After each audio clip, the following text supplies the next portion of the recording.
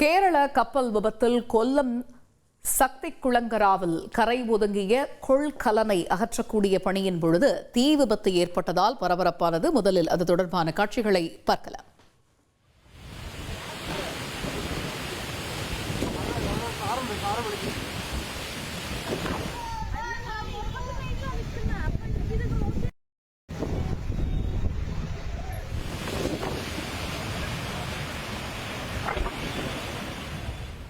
இதுகுறித்த கூடுதல் தகவலை செய்தியாளர் சிவசபாபதி வழங்கிட கேட்கலாம். சிவசபாபதி வணக்கம். தற்பொழுது கொள்கலனை அகற்றும் போது இந்த தீ விபத்து ஏற்பட்டிருக்கிறது. தீயை அணைக்கக்கூடிய பணி தற்பொழுது எவ்வாறு நடைபெற்று வருகிறது?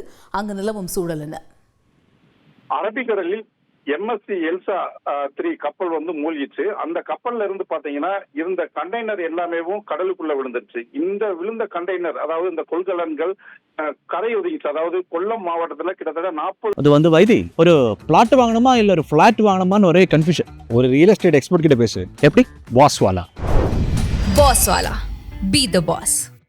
மேற்பட்ட கொள்கலன்கள் கரை ஒதுங்கி இருக்கு. இது பல்வேறு இடங்கள்ல ஒதுங்கின சூழ்நிலையில இந்த கொள்கலன்களை எல்லாத்தையுமே அகற்றி துறைமுகத்துல வைக்கிறதுக்கான ஏற்பாடுகள் எல்லாமே செஞ்சுக்கிட்டு இருந்தனால இதுவரை கிட்டத்தட்ட ஒரு 4 கொள்கலன்களை பாத்தீங்கன்னா கண்டெய்னர் மூலமும் JCB மூலமும் இதையெல்லாம் தூக்கி துறைமுகத்துல வைக்கப்பட்டிருக்கு. மிச்சம் தூக்க முடியாத கண்டெய்னர்களை பாத்தீங்கன்னா எரிவாயு கட்டரை கொண்டு கட் செஞ்சு பாதியா கட் செஞ்சு அதை தூக்கி கொண்டு போய் வைக்கலாம்ங்கிற முயற்சியில தற்பொழுது ஒரு கண்டெய்னர் ஒரு கொள்கலனை அந்த எரிவாயு கட்டரை வச்சு கட் பண்றப்போ உள்ள இருந்த தர்மாக்குள்ள இருந்து திடீர்னு புகை கிளம்பி அது தீயா மாறிடுச்சு. ஏன்னா அங்க காத்து அதிகமா வீசுறதுனால தீ அதிக அளவுல பரவ ஆரம்பிச்சிருச்சு.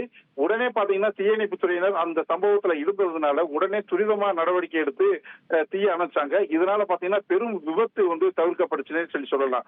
மேலும் பல கண்டெய்னர்கள் இது மாதிரி தெர்மாக்கோல் மற்றும் வேற ஏதும் பொருட்கள் இருக்கா அப்படிங்கறத சோதனை செஞ்சுட்டு இனிமேல் அந்த கப்பல் எல்லாமே எப்படி அகற்றப்படணும், அதாவது அந்த கண்டெய்னர் எல்லாமே எப்படி அகற்றப்படணும் அப்படிங்கிற பணியை மேற்கொள்ள இருக்காங்க.